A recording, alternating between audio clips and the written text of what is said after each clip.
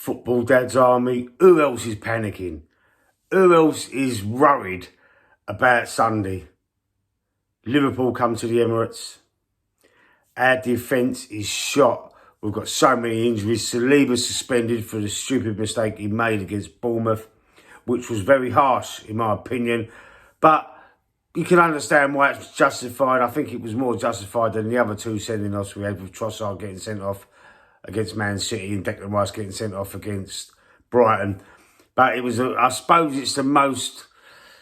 I've accepted this one the most out of the three, to be fair, for kicking the ball away. And you could argue that Trossard, when he kicked the ball away, it was sort of at the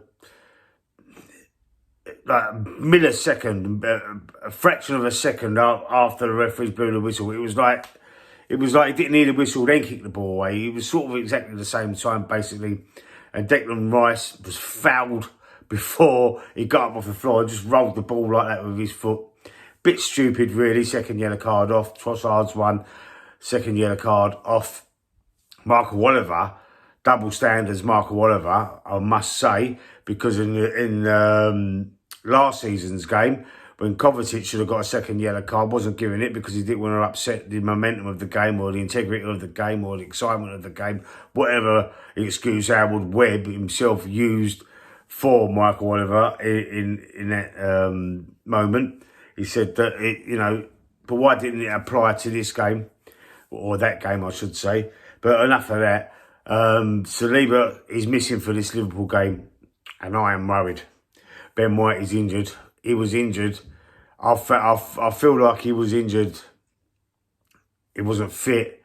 Wasn't fully recovered for the Bournemouth game anyway, and he was the worst player on the pitch as well for that game. He plays against Shakhtar Donetsk, gets subbed off at half-time. Although we win that game 1-0, we struggled against Shakhtar Donetsk. We struggled at home to Shakhtar Donetsk. And Saliba was playing in that game because obviously it's a one-game suspension, so he misses Liverpool. I thought at first it was going to be a 3-game suspension because a red card is normally a 3-game suspension, but because of the reasons behind it, the condition, whatever it is, it's a 1-game suspension. So he only misses the Liverpool game and he can play Newcastle and Chelsea. But still, this is a big game, a massive game for Arsenal, and I am worried. I am worried that we're going to be left out to dry. We're going to fall right behind, because if they beat us, we will be 7 points behind Liverpool in the league after 9 games. We're already going to be 7 points off the lead if we lose to Liverpool on Sunday. We're 4 points behind already. So if we lose, we'll be 7 points behind. If we win, we're in touch with 1 point. So we desperately need to win this game. And I am very concerned. We've got so many injuries in defence. Calafiori also gets injured in that Shakhtar Donetsk game. He's done something with his knee. I mean, it looks pretty bad, to be fair. So I'll be very surprised if we see Calafiori. Julian Timber, I ain't heard nothing about him coming back. So, our fullbacks, our best fullbacks at the club are going to be out. So we're in a bit of trouble. We're in a bit of trouble. Apparently Zinchenko, he was on the bench against Shakhtar Donetsk, Alexander Zinchenko. But is he a good fullback? He's not really a fullback, is he? We know he gets exposed, he inverts and he gets exposed all the time. He's not quick enough to get back. He's not a good enough defender either to defend any attack, in my opinion. I just think the defence is shot to bits. How are we going to cope? How are we going to cope with Salah? How are we going to cope with Mo Salah? I mean, he's going to be pelting down that right-hand side. Who are we going to have at left-back to cope with him? I think we're banging trouble, man. I really do. And I'd love to know what you guys think out there. Do you think we'll be... Listen, I'd take a draw right now. I would take a draw because then we're still in shooting distance. If we go 7 points behind Liverpool, we're fucked. We're out. We're at the... I know it's only the 9th game, but we're at the title race if we do get beat. on Sunday, and it's disheartening. And all you got to do is think, you know, Arteta gets his new contract, right? And everyone on my channel, everyone that sees my content knows I've been flip-flopping since he come to the club. I've been flip-flopping. I always said I didn't want him when we first got him. And then when I started this channel, obviously I started this channel 2 years ago. This is the third season. And, you know, we had 2 good seasons with Arteta as I've been doing this channel, but previously, you know, it's been piss poor, man. It was piss poor. And then we miss out the season before we come runners up the first time. We miss out on Champions League to Spurs in the last game of the season. Spurs leapfrog us and get that 4th spot. And I just started now to lean more to the way of Arteta's not the right man for this club. He gets that new contract, so it's safe, and we're stuck with him. We're stuck with Mikel Arteta, and there's a lot of... The fan base is split 50-50, and it's like, well, it's only one loss. It's only one loss, but what you don't realise... Liverpool have lost the game as well, but what you don't realise, Man City lost 4 games all of last season. If Liverpool beat us, we're not only 7 points behind, but we've already, after game week 9, lost half of the amount of games Man City lost for the whole of the season. Another 30 games to play. And we're going to come unstuck. We've still got to play Man City again. We've got them at home this time, though. We beat them at home last year. So with a full strength squad, we might have a chance. All right, we were made favourites after Man City lost Rodri, but I wonder who's favourites now. You know, it definitely ain't Arsenal. I haven't checked it.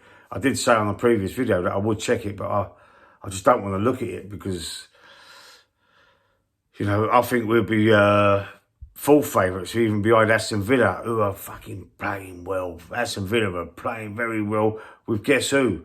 Unai Emery, a manager that come to Arsenal, might have got there at the wrong time, but it might have been, you know, pretty unlucky, but he's doing bits with Villa. Can you imagine if we give a manager who is a European great, really? He won the Europa League, I think it was 3 times in a row with Seville, and he won it with Villarreal. And that season they knocked us out of the Europa League, you know, with Unai Emery. It is unbelievable how good he's done at Aston Villa. And if he'd have had the same sort of money, 800 million he's had, Arteta. If Unai Emery would have had that kind of backing, we would have probably won the league last year and the year before. I mean, if you disagree with me, let me know, but I really think we would have. I think we had a novice manager, and he's doing his apprenticeship with Arsenal. And I've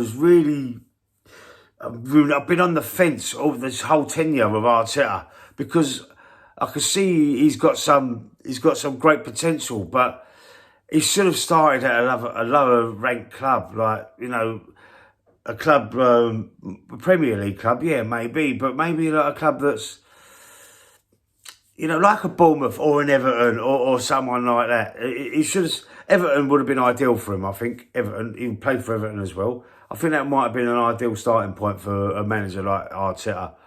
No disrespect to Everton, but, you know, we and I don't want to sound entitled, but we are a bigger club.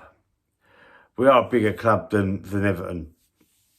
And, you know, there's loads more teams lower down the league, like Wolves, you know, a team like, even Bournemouth, I think I've said Bournemouth, but Brighton, you know, a team where we can earn his stripes, then get a big job.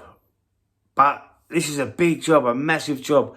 And I looked at it tactically in the Bournemouth game and the Shakhtar Donetsk game, and I was very, very disappointed, man. He's supposed to be the best young coach, the best young manager in English football. We're not seeing it. We're not seeing it, and I don't know why. I mean, he made some proper negative substitutions, and I can't work it out, man. I can't work it out. And why haven't they bought a proper number 9 striker in the summer? The bench was supposed to be fixed. bringing in Mourinho, Sterling, you know, a couple of other players, Calafiori. Mourinho was dire. He weren't, you know, everyone was getting hyped up and gassed about having this player from Real Sociedad. Yeah, but he was the third choice midfielder for Real Sociedad. Oh yeah, he done well with the Euros, played 2 good games. Scored the goal against Germany to get him into the semis. Mate, he came on and it was, didn't really see anything that he was doing. It's supposed to be fixing that Granit Xhaka role. When the season that Granit Xhaka left, at the end of that season that he left, he had the best season he's had at Arsenal. Brilliant. It was brilliant, and we come this close, within a whisker, of actually winning the league. And, you know, right at the end we fell off. But then the following season, without Xhaka, we come even closer. We come in closer. Instead of losing by 5 points, we lost by 2 points. We come even closer, so it was progress. This season, right, we was unbeaten until the Bournemouth game. But the cracks are starting to show for me. The cracks are really starting to show. And I'm not sure, man. I'm not sure. I think with an experienced manager, like if we would have gone out and got a manager of even a Thomas Tuchel, who's now got the England job. At the time when Arteta came, Mourinho was available. I don't get it. I don't understand. It was a mistake getting Arteta in the first place. He started to improve every season. In progression points, it's about the process. Trust the process. Then it was a youth project. Then it was this. Then it was that. Phase 2, 3, 4. Where are we now? Where are we now? Where are we? Why has Arteta been given a new contract? Like, why didn't they wait until at least Christmas or January before deciding to extend his contract? Because I can see now he's comfortable. He's comfortable. He's got another 3 years or whatever it is he's got. Now he's comfortable. And he's got a big deal. He's got, a big contract. And he's just sitting pretty. There's no pressure on him. So the fans have got to start putting the pressure on him. I am concerned about this game, and I've got to say it. I mean, I am now. It's 50-50. I've been 50-50 for most of the time. More towards Arteta in, to be fair. Especially the last couple of years, but seeing what's going on now, I'm starting to think. I'm agreeing with the guests I have on my live streams, Anthony Herbert and the McManus Gaming. They're Arteta out, staunch. The old school gunner, Dave, yeah, they're all Arteta out. And I was the only one in our little circle that was like saying, "No, come on, let's just try this, just see what happens. Let's give him," being a fucking idiot about it, really. And after watching that Shakhtar Donetsk and Bournemouth games, I'm thinking to myself, they're right, man. They're right. So, you know what? I was saying that, let's give him till Christmas. But, mate, I'm becoming disillusioned. And I'm going to say now, if we lose this game to Liverpool, I'm going to be Arteta out. I think we need to get someone in quick to fix it. We need to get someone else in quick time to fix it. If we lose to Liverpool, we'll go 7 points behind Liverpool, out of the title race. It'd be time for a change. Let me know what you think in the comment section. Put a like on the video. Subscribe to the channel if you ain't already. And I'll see you on the next one.